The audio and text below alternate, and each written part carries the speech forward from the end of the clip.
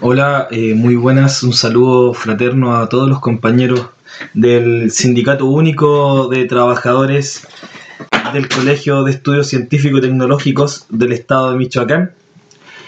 Un fraternal saludo desde los hermanos del Sindicato Nacional de Trabajadores de la Educación de Chile, del CENTE Chile, en representación mía como presidente. Y principalmente un saludo fraternal y un abrazo grande a nuestro compañero secretario general, Gabriel Hilario Marcelino, a nombre de todos nuestros agremiados, de todos nuestros asociados, en su aniversario sindical.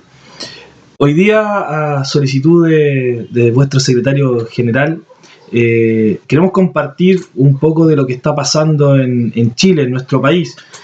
La distancia, los kilómetros nos separan, pero las realidades de nuestros pueblos nos hermanan. Históricamente, Chile y México, sus pueblos han sentido una cercanía, una emocionalidad permanente. Siempre nos sentimos muy cercanos a lo que está ocurriendo en las tierras del norte y sabemos que ustedes también sienten un cariño especial por nuestra gente. Y es así como también hoy día, en las condiciones de resistencia que nos encontramos en el continente, también nos hermanamos en las luchas. Chile ha sufrido una tragedia importante en los años 70, luego de haber avanzado entre el año 70 y el año 73 en un proceso importantísimo de constitución del socialismo en nuestro país, con la llegada al gobierno del compañero presidente Salvador Allende. En ese proceso se instalan dos situaciones para nosotros sumamente importantes en el ámbito educacional. Uno, la unificación de todos los trabajadores de la educación en una sola organización llamada SUTE, Sindicato Único de Trabajadores de la Educación, el SUTE histórico, en el cual todos los trabajadores de la educación superior, de la educación media, de la educación básica, la educación prebásica, incluyendo a los estudiantes de pedagogía de las ya recién nacientes universidades públicas del Estado que entregaban las carreras de docencia, ya que las escuelas normales venían en ese momento en desaparición, conforman esta gran organización nacional que se da a dos tareas importantes. Uno, la tarea de la unificación sindical y por lo tanto la defensa de los derechos laborales de los trabajadores de la educación, y la segunda tarea es el desarrollo de un proyecto educativo. Ese proyecto educativo quedaría truncado por el golpe de Estado, el golpe gorila por parte de los militares financiado por la CIA norteamericana, y desde ahí en adelante, del año 73, vendría la desaparición y desarticulación de los trabajadores de la educación, por lo tanto la proscripción del sindicato SUTE y la dispersión, exoneración, desaparición y asesinato de muchos maestros democráticos de nuestro país. El proyecto educativo que se había desarrollado desapareció. Hoy día quedan pocos registros y documentos en donde se encuentra este proyecto educativo, que era la Escuela Nacional Unificada, que se trabajó en conjunto con el gobierno del compañero Salvador Allende. Y desde ahí vino una seguidilla de reformas neoliberales implantadas por el gobierno militar, el gobierno que duró 17 años, hasta el año 89, pero en ese proceso un grupo que acá se le llamó los Chicago Boys, jóvenes de la burguesía nacional que viajan a estudiar a las universidades norteamericanas, principalmente a Chicago, en donde se prepara el laboratorio de lo que sería la implementación del modelo neoliberal en nuestro país. Modelo económico, modelo social, modelo político, que también tendría su proyecto educacional. Proyecto que se instalaría el año 81 en nuestro país a través de la desaparición de la escuela pública, desapareciendo de las manos del Estado y pasando a las manos de los municipios como administración. Proceso que se le llamó la municipalización de la educación pública. Pero paralelamente a esto se crea también la escuela privada, pero con financiamiento del Estado.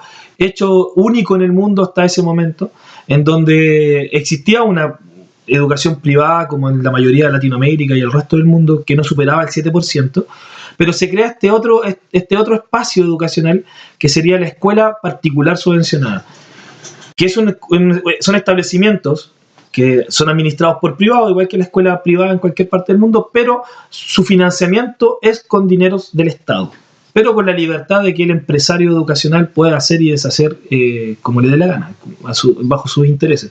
Por lo tanto, con proyectos privados, los proyectos educacionales pasan a ser proyectos que dependen exclusivamente del empleador, de quien financia el establecimiento.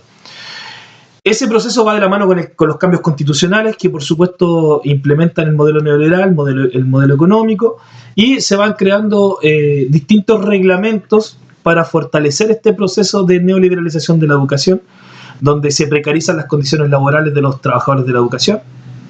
Se crea posteriormente, años después, un estatuto laboral, se bajan los salarios de los docentes, y se va creando la ley del miedo. Se crea un colegio profesional en donde los trabajadores son obligados a organizarse para poder trabajar en las escuelas públicas. Y los que quedan en las escuelas privadas, ya sean las privadas clásicas como también en las privadas con subvención del Estado, quedan al alero de la precarización laboral de un país neoliberal y sumamente capitalista como Chile en ese proceso. Termina la dictadura, llegan los gobiernos civiles. No vamos a decir que termina todo el proceso de la dictadura porque hoy día en Chile, el año 2016, nos mantenemos con la misma constitución política creada en el 81 por la dictadura fascista y genocida de Pinochet. Por lo tanto, no podemos hablar de que la dictadura ha terminado, solamente terminó un proceso, que fue el proceso de gobierno de los militares. Y los gobiernos civiles actuales lo que han hecho es profundizar el modelo neoliberal en nuestro país. Siguieron ejecutando las diferentes normativas legales, la Ley Orgánica Constitucional de Enseñanza, que dentro de sus acápites legales plantea la libertad de enseñanza. Cuando se habla de libertad de enseñanza en la Constitución chilena, se tocan dos elementos principales. Uno, la libertad de que cualquier privado, cualquier empresario pueda colocar o crear un establecimiento educacional. Y dos, la libertad que tienen los padres de elegir el proyecto educativo para sus hijos. Eso no significa participar en un proyecto educativo, sino que elegir, así como cuando usted va al centro comercial y puede elegir la tienda en la cual va a comprar un par de zapatos, acá los padres de familia pueden elegir el colegio o establecimiento educacional, o tienen la libertad, entre comillas, de elegir el establecimiento educacional y por lo tanto un proyecto educativo en particular que se ofrece en este mercado de la educación, con el que quieran que funcione en su hijo. Este mercado de la educación solamente es para quienes puedan pagar, ya que la escuela privada, las mensualidades, las cuotas que pagan los padres son altísimas, pueden ser 3, 4, 5, 6 veces el salario mínimo que recibe un trabajador. Y en el caso de la escuela particular subvencionada, pese a que reciben financiamiento del Estado, ¿ya? El privado, el dueño del establecimiento, cobra además una cuota a los padres de familia. Por lo tanto, ese empresario recibe doble dinero, recibe el dinero que recibe desde el Estado y recibe la cuota que pagan los padres de familia.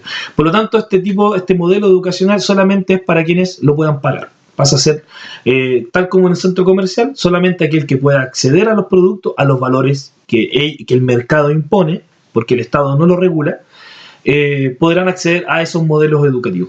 Y la escuela pública gratuita queda en manos de los municipios y por lo tanto con proyectos educativos tampoco estatales ni estratégicos, sino que con proyectos educativos dependiendo de los avatares y dependiendo del proceso político de cada municipio, de cada ciudad. Aquí en Chile son 355 municipios, por lo tanto son 355 alcaldes distintos y cada uno con sus propias ideas de educación. Por lo tanto, podemos hablar claramente de que en Chile existe solamente modelos privados de educación, modelos particulares, ya sea para comunas como para proyectos particulares en privado que puedan ser más pequeños. ¿Ya? Pero no existe un proceso educativo estratégico nacional que incluya a toda la nación. En ese proceso que se viene dando durante los años 90, empiezan las primeras movilizaciones estudiantiles. El año 2006 se realiza la Revolución Pingüina, yo sé que para muchos fue conocida en México, en donde se cuestiona la Ley Orgánica Constitucional de Enseñanza, que es la ley que permite toda la educación mercantil en nuestro país. Dura bastantes meses la movilización, tomas de liceo, grandes marchas, ya enfrentamiento con la policía, y de eso se logra que se cambie la Ley Orgánica Constitucional de Enseñanza, pero lamentablemente se cambia por una ley que se ajusta a los nuevos tiempos del modelo neoliberal. No se cambia por un proyecto educativo, por una ley que permita de verdad el desarrollo de la educación de nuestros pueblos. Por lo tanto, podemos decir que en ese sentido fue finalmente una derrota para el movimiento estudiantil. El año 2011 se generaría la segunda gran protesta nacional por la educación, esta vez movilizada por los estudiantes de educación superior, en donde se instala la idea de la educación gratuita. Recordar que la educación en Chile, la privatización es hasta la educación superior, por lo tanto solamente los que puedan pagar pueden acceder a la educación superior en nuestro país, ya sea privada o la estatal también, pues la educación, las universidades estatales también cobran altas sumas de dinero en las mensualidades que tienen que pagar los estudiantes para poder sacar una carrera. Esta gran movilización permite instalar la concepción de la educación gratuita, permite instalar la necesidad de una educación laica, de excelencia, pero no logra echar abajo la educación mercantilizada. De hecho, cuando la presidenta Bachelet recorre el mundo diciendo que en algún momento va a haber educación gratuita en nuestro país, son solamente mentiras, ¿ya? Y hay que decirlo con todas sus letras, porque en Chile la educación sigue siendo una educación bancaria. De hecho, un estudiante para poder estudiar para maestro, por ejemplo, se tiene que endeudar con los bancos, y el valor de una carrera universitaria puede ser fácilmente el valor de una casa. Por lo tanto, ese estudiante, cuando se titule, cuando ingresa a trabajar al sistema laboral docente como maestro, va a tener que estar pagando durante 15, 20 años la cuota de la universidad y la deuda que tiene ahora con un banco, ¿ya? Por lo tanto, en Chile la educación es completamente bancaria.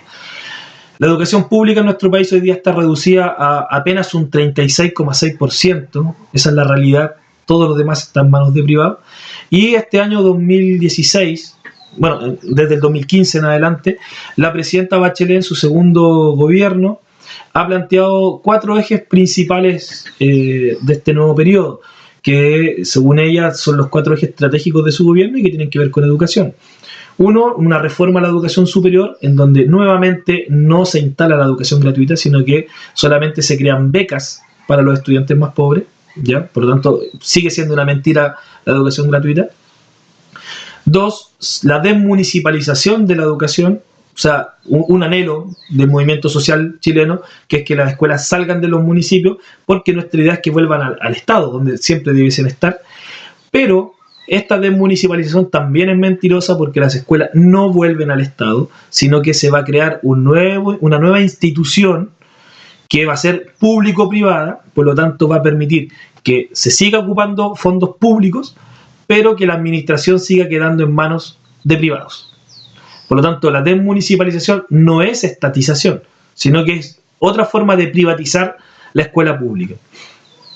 La tercera reforma es la ley de inclusión, que era una ley que apostaba a terminar con el copago, con el pago de los padres de familia en los colegios privados con subvención del Estado, en donde se creó la idea de que estas escuelas privadas iban a tener un libre acceso, por lo tanto se supone que los estudiantes más pobres iban a poder acceder a estas instituciones privadas, y eso ha quedado todavía en una nebulosa, ¿ya?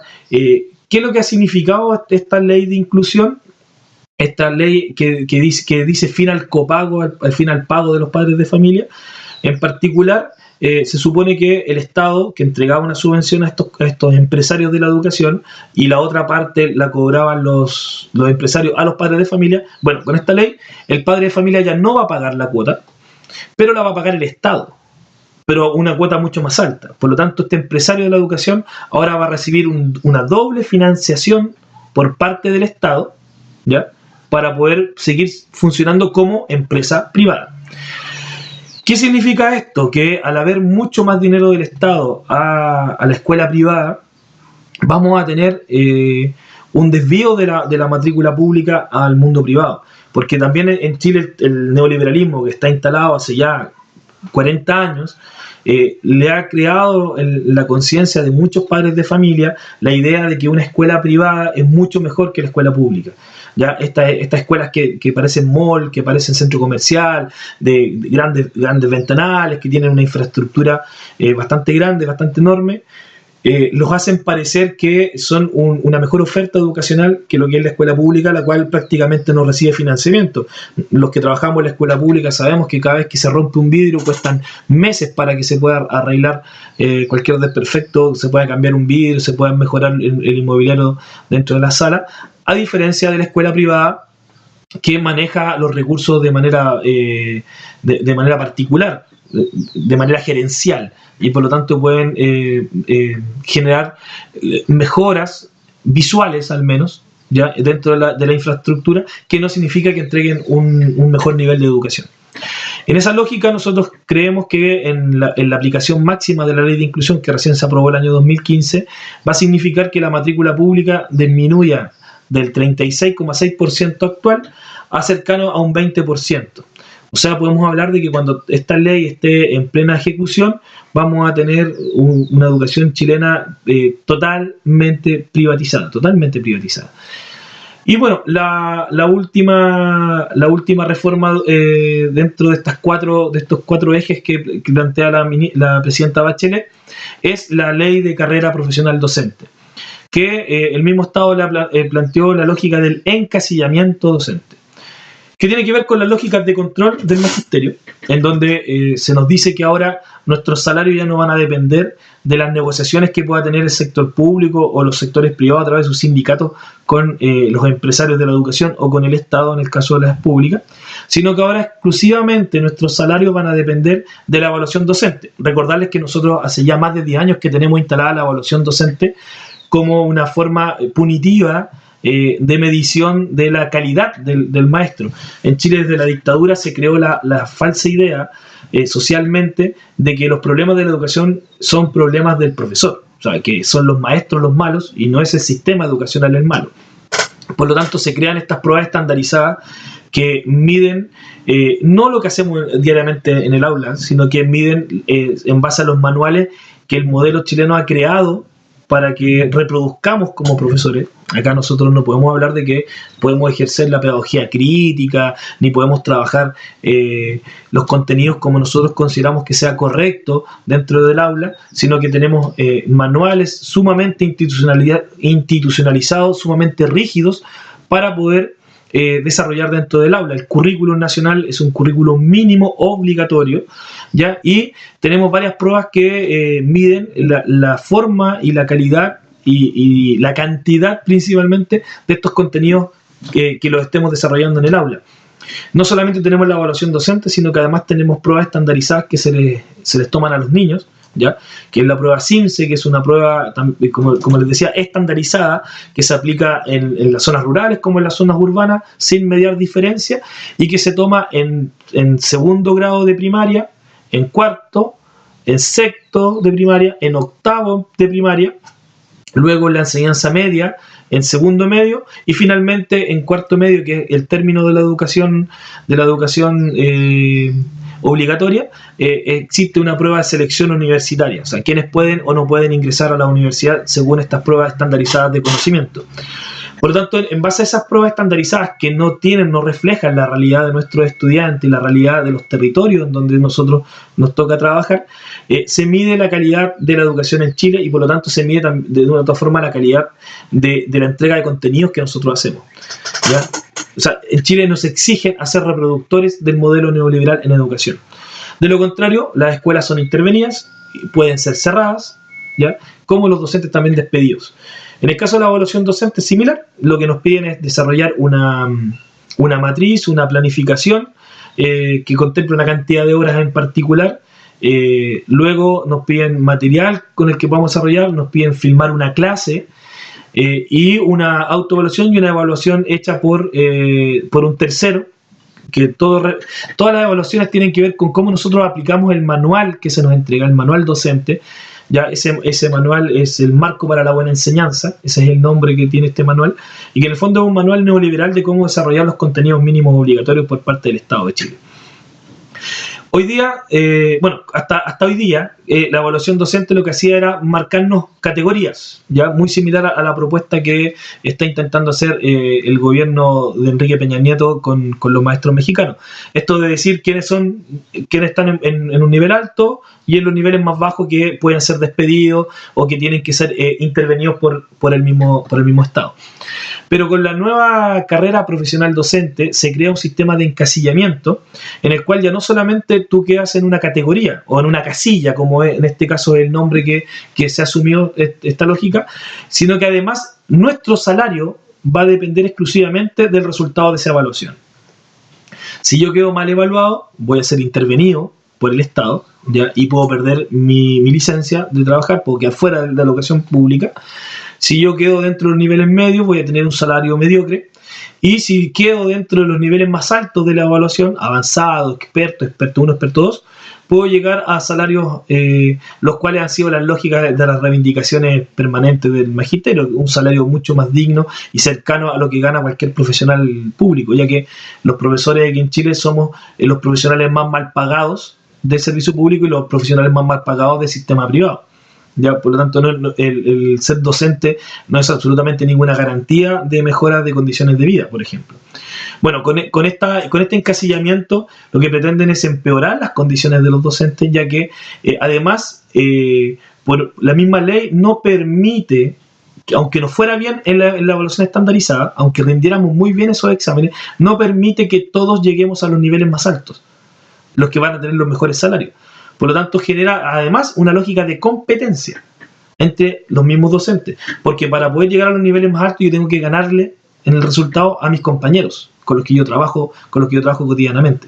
Por lo tanto, no solamente rompe la lógica sindical, porque ahora ya no van a existir negociaciones colectivas con el Estado ni con el privado.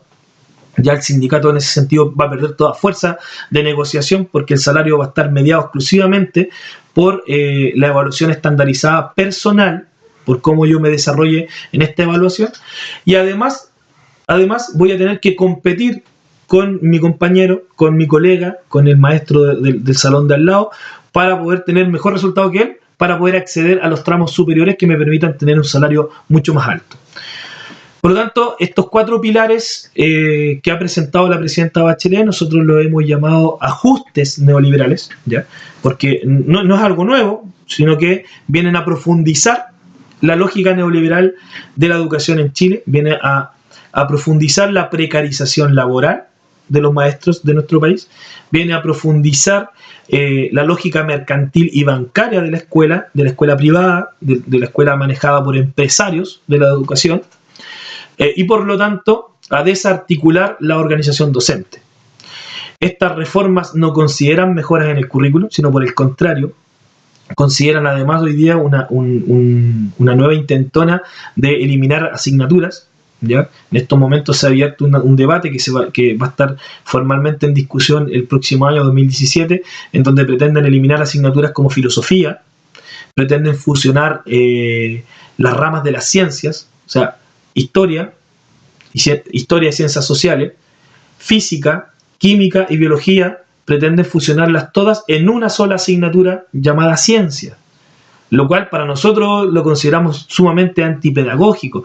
Es la idea de eliminar los saberes científicos, el desarrollo más básico de la educación, es precarizarlo y eliminarlo, porque lo que pretenden es fortalecer la escuela técnica, la escuela que prepare mano de obra barata, pero no la mano de obra barata clásica, sino que la mano de obra barata pero bien calificada. En ese sentido, las reformas que entendemos que vendrán en los próximos gobiernos van a apuntar a perfeccionar la educación técnica superior, principalmente dentro de los 4 años de la educación obligatoria de la enseñanza media, ¿ya? Para poder tener obreros mejores capacitados, ¿ya? Pero que sigan cobrando lo mismo, sigan cobrando barato, sigan siendo mano de obra barata, pero mejor calificados para las diferentes tareas de extracción de recursos naturales, ya que nuestro país no tiene industria y no tiene desarrollado procesos ni creativos